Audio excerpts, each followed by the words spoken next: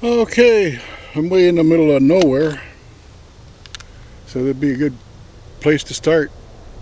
Trade Wars Part 2. Today is August the 5th, Sunday, 2018. In the previous segment, we went through why consumer boycotts in Canada do work. And the interesting thing is that, I better center it up again, is that I think it's working. And here's the neat part. I'll get to the neat part. Trade Wars Part 2. Okay. This morning I was looking at the Channel 4 buffalo, and they took a photograph of what should have been a big lineup of Canadians coming down south because it is a Canadian long weekend. It was empty. There was no waiting at the border. And that means there's less people going down there. Yay! Finally. So it is taking effect. And whatever the Americans say, I don't believe a bloody number of it. Okay, here's what it is. Let's take a look at it like you're in a war, you're in trade wars. You and I are just the little guys. We don't get any recognition for what we do, but every bit is important. Every little bit. Maybe it only happens once in 2 years. Maybe you go down to the United States once in 2 or 3 years. You don't have to do that anymore. Stretch it out. Because here's why. For all the consumer goods that are going to be tariffed, by far the most stunning number is money coming from Canadians down into the U.S. That's somewhere around. A couple of years ago they had the last stats I saw was about $28 billion from about 2 years ago. That's the last time they had stats for it. $28 billion. So what that means is it doesn't take very many people not to go. If one out of every four, if one of every four, this is the numbers game. Again, a tourist dollar is pure dollars. There's no expense, it's all money, and it all goes into the American economy. Boom. No cost to it, free of charge. Oh, well, there might be a hotel or a restaurant, but it all goes through wages, it goes directly into the American economy. Canadians actually don't benefit at all. Whenever you take tourist dollars down to the U.S., you're basically moving that money into the U.S. And it would hit them a lot harder if you understood what our role is. We're not the big government. We won't get any recognition because people are loath, because they don't want us, even our government, the Canadian government, doesn't want to have us recognized as having that much of an effect. But I believe we do.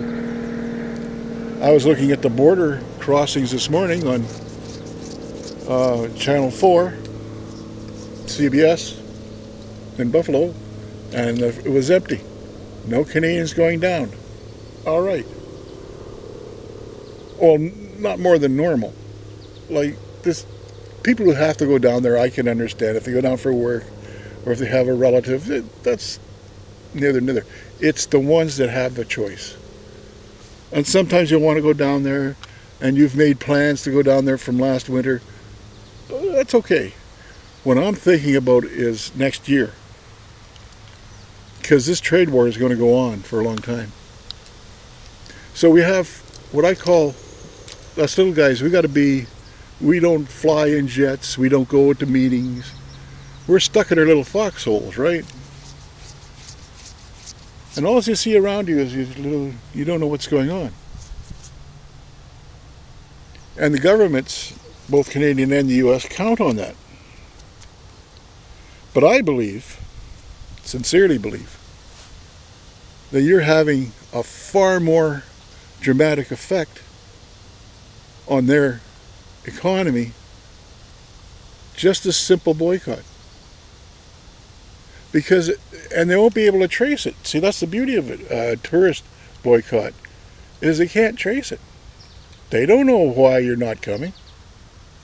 All they know is the numbers are down. And they can't blame you.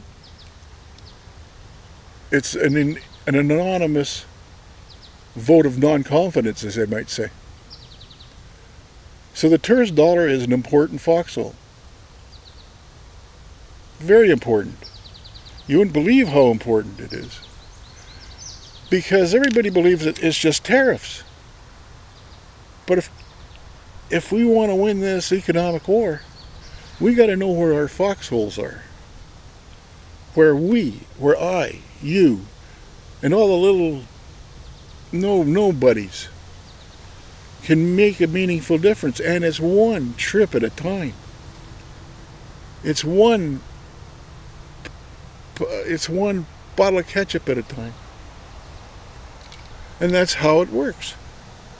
One step at a time, man.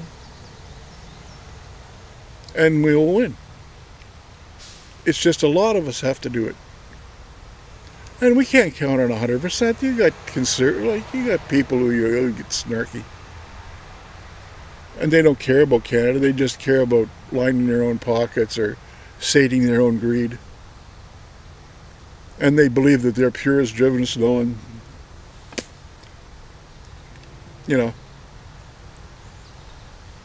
So what I'm saying is, yeah, we're winning.